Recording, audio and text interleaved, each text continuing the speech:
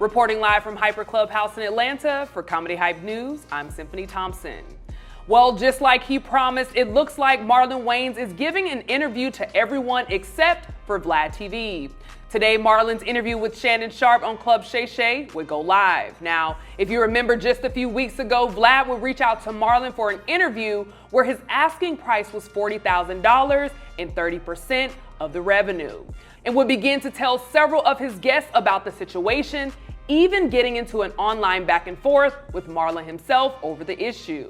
Now, interestingly enough, before the interview aired, Vlad would end up apologizing to Marlon for making their business negotiations public. But even before the apology came, Marlon would say he'd do an interview with everyone except DJ Vlad, and this is his way of getting back at him. Tony Baker would repost Club Shay Shay's promo of the interview with the caption, "Vlad gonna be mad." Marlon would end up resharing that same picture in agreement. Today we'll have our Comedy Hype analysts, Lav Love and Marvin Hunter on the show to talk all about it. But before we get started, I must mention the upcoming Greenfest festival thrown by the HBCU Green Fund. Greenfest will have music, food, spoken word, comedy, and activities for all ages on Saturday, September the 7th at Truly Living Well Farm in Atlanta. Please visit the Instagram page of the HBCU Green Fund for more information. Now let's take a look at this clip.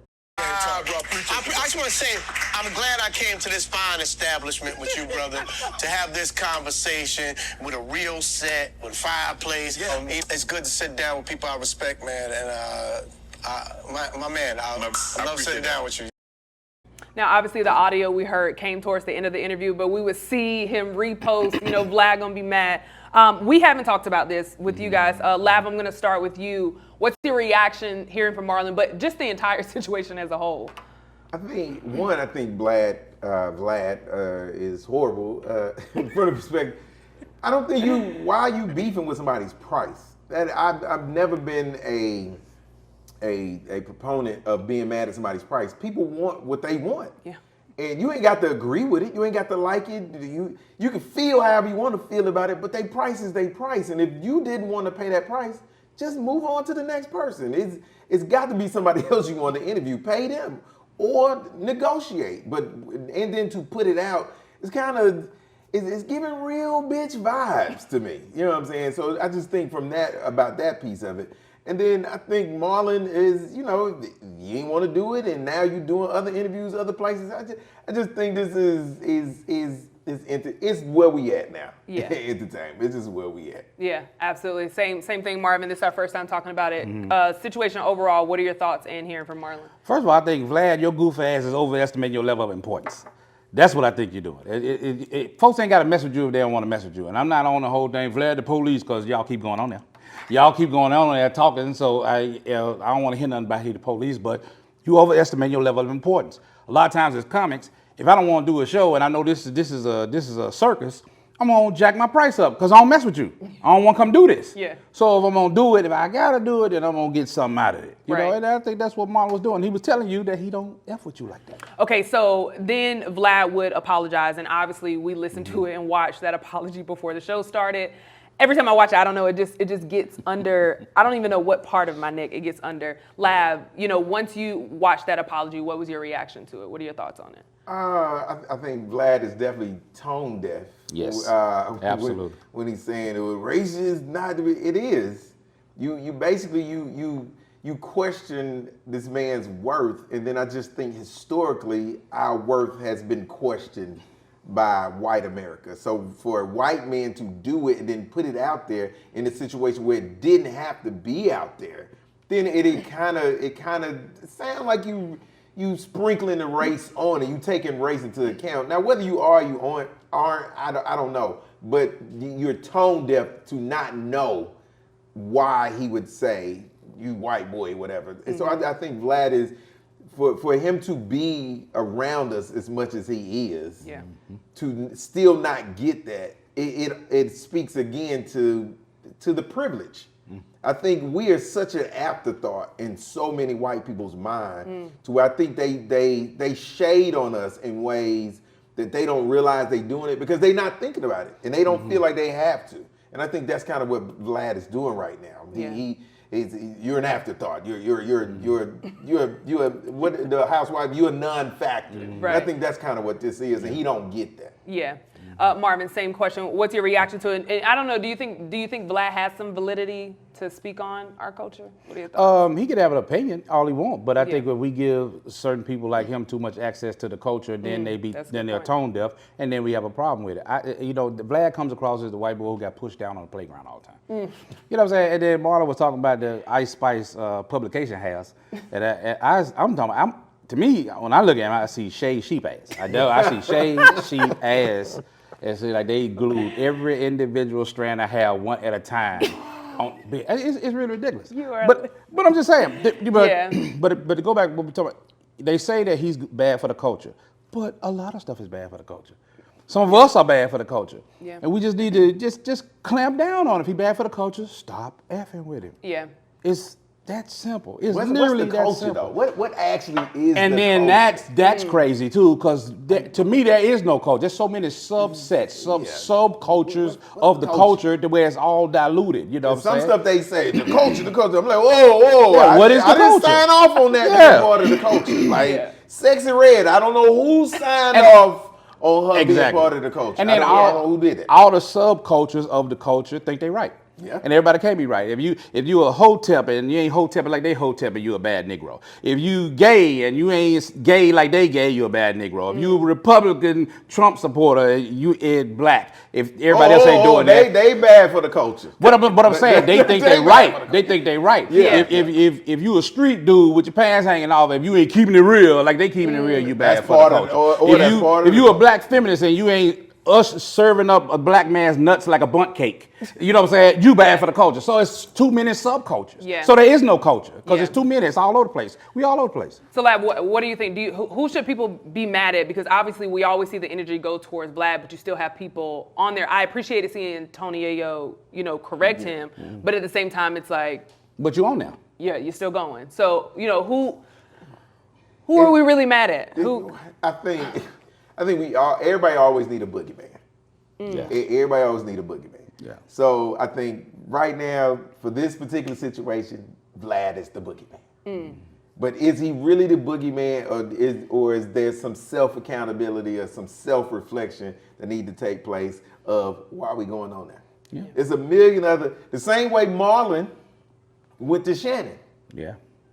So why does anybody even have to go to Vlad? It's a million podcasts out here that are black, that are comedy. It's a million podcasts out here that for us, by us, with us, the whole nine. So he got the eyes. Yeah. He got the eyes. But they want it's the eyes podcasts on. out here with eyes that we can go on. And if you go on those, you'll create that. Shannon Sharpe, before the Cat Williams interview, nobody was, we knew about Shay, but it wasn't.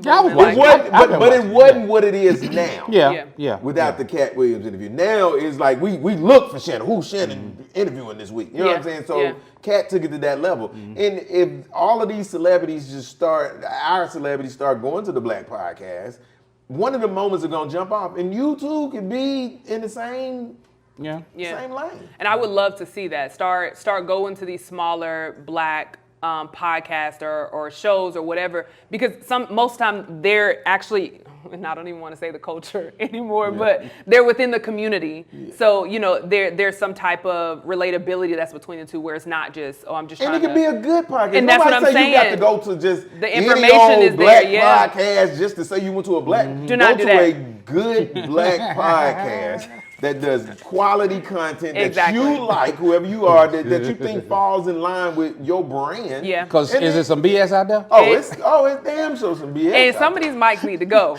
I be seeing like everybody don't need a mic. So absolutely, I'm glad that you said it, because I don't want anybody saying. Kev on stage said they need to start making microphones. What he said, $10,000 piece. Jack the price of all the podcast equipment. They're too affordable. Like you said, some people are just not good for the community, not good for the culture, and I think a lot of these podcasts, are not. But there are some that are. There's some very good podcasts. Some very good ones. Come on the Comedy Hype News Show, Marlon. Yes. We would love to have you right here with amazing comedians that are veterans that do the work. So, hey, come here and we can have a great conversation. But I appreciate you both for chiming in on this topic. You know, I like to normally get into what y'all have going on, but I have a special treat for us today. So, you know, we've been wrapping up, starting out the show, talking about the HBCU Green Fund, Greenfest. And last time we had Ilay and she called in, but today we actually have her in studio. So let's give it up first and foremost. Thank you for joining us. How are you? Great, enjoying being in Atlanta. Hot Atlanta, as you guys call it. The weather's not that bad, but it's still hot out here. Yeah, no, it's hot. It's got a little cold in the morning. It's It's comfortable. been, It's yeah. comfortable I'm talking now. the weather when I'm talking about hot, but it's Oh. hot out here. Yeah,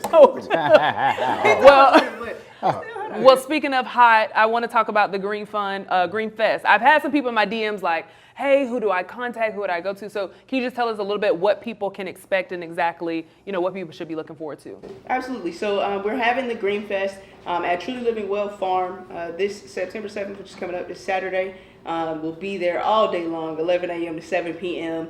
Food, fun. We're going to have live performances. Probably going to have Slutty Vegan coming through. So it might be an opportunity to get you some good food. We've got chefs on site who will be doing workshops and demonstrations. There'll be planting workshops, sustainable fashion workshops. So pretty much anything that you're into, there'll be vendors. You just have a really, really great time. Have an opportunity to really touch grass. I know some people probably been telling you, you should. Don't come out with us and touch some grass, you know. Absolutely. And why is it important for people to be here?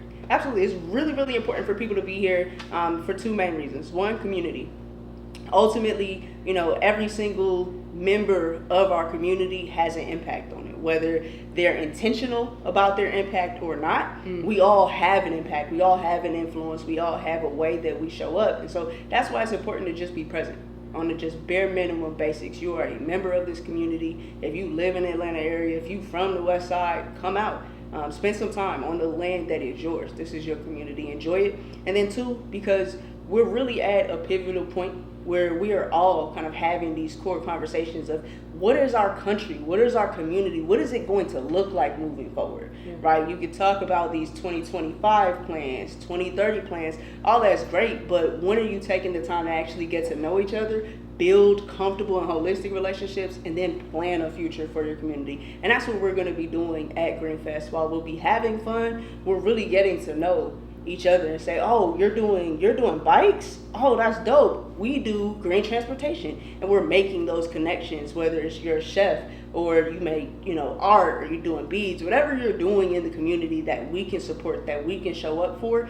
This is your space to be able to say, yeah, I'm here, and stick a little flag in the ground. Absolutely. I love that. How can people get in contact, keep all the information that they need, let them know? Absolutely. So hit us on Instagram, pretty straightforward and easy, at HBCU Green Fund. That's our handle on all social medias. Our website is hbcugreenfund.org. Our Eventbrite link for Greenfest is greenfest.eventbrite.com. You don't have to have a ticket before you come. You can get it when you arrive. Absolutely. Well, thank you so much for joining us. So all the people that's been in my DMs, look, she said it, because people keep asking me like, how, and I'm like, I feel like on every show I'd be like, go to the Instagram page. I don't know. Maybe they needed to hear from you. Oh yeah, just DM us. We've got a couple local artists that have hit us like, hey, can we touch the stage? So we got one or two surprise local Atlanta artists that are like just starting out that will hit the stage just because they reached out to us on IG. So don't hesitate to shoot that DM. Absolutely. Well, thank you so much. And I'm definitely sending them your way as well. Now, before we head out, y'all know I like to know what y'all have going on too. If you don't mind sticking around. I know you were hanging out with us before, so you can hang out with us to wrap up as well. Marvin, I'm coming up to you. Are you ready for the 1 hour? Yes. Special. Yes. October the 19th, Red Mountain Theater in Birmingham, Alabama. We'll be shooting my 1 hour special. Two shows. That's October 19th at Red Mountain Theater. Also, you can catch me on the Yeah We Talk Like This podcast with myself, Sean Larkin, Steve Brown, and Ballhead. And tomorrow, I'll be at the casino in Maryland with Ricky Smiley. Come on. I love it. How can people follow you on social media? Get at me at Comedian Marvin H1, on TikTok and Instagram, and Marvin Hunter on Facebook. Absolutely. Last and certainly not least, Mr. Lab Love. Yeah, so on the 9th, I'll be in Cabo, Mexico. Leave out there. You got room in your suitcase for me to fit in, or no? I don't think so. Oh, that's crazy. I don't think they allow me to smuggle black people into Mexico. Carnival will. Yeah, Carnival cruises will. Yeah, but Carnival, $12 in a fight. You can get on a Carnival cruise, man. You just got to be able to throw them things. It's coming. Never mind. Yeah, you got to throw them things on Carnival. Listen, and so that's there, and then what else? In Puerto Rico on the 14th. Nice. So 2 international trips back to back, and then in town this weekend I'll be at Sweet Lounge on Friday, and like always, Smart Ass University. Here we Get your go. gear right here. The hoodies, hoodie season is upon us. Still got the t-shirts, got the tumblers, coffee cups, cigarette packs. We working on First aid kits? Huh? First aid First kits? aid kits. We working on the pen with people that lose the weight pens. Ozempic. Ozempic, the Smart Ass University, Ozempic pens. We everything. And how can people follow you, Vlad? Comedian Lab Love. Lab Love is LAVLUV. Everything's exactly the same. The website, Instagram, Twitter, TikTok, MySpace, Black Planet. All of it. Yeah. Comedian Lab Love. Oh my goodness! Every week I look forward to seeing what's being added. OnlyFans page. Comedian. Oh, is it never mind. I don't even want to know, Lab. Pop that! No. No, go ahead. As always, I appreciate you all for chiming in on this topic. But you heard from us. Now we want to hear from you in the comments below. What are your thoughts on Marlon Wayans teaming up with Shannon Sharpe after going back and forth with VladTV? And also, remember, bring the entire family and stop by the Comedy Hype booth to say hello at the HBCU Green Funds Greenfest for music, comedy, food, and spoken word. Reporting live from Hyper Clubhouse in Atlanta for Comedy Hype News, I'm Symphony Thompson.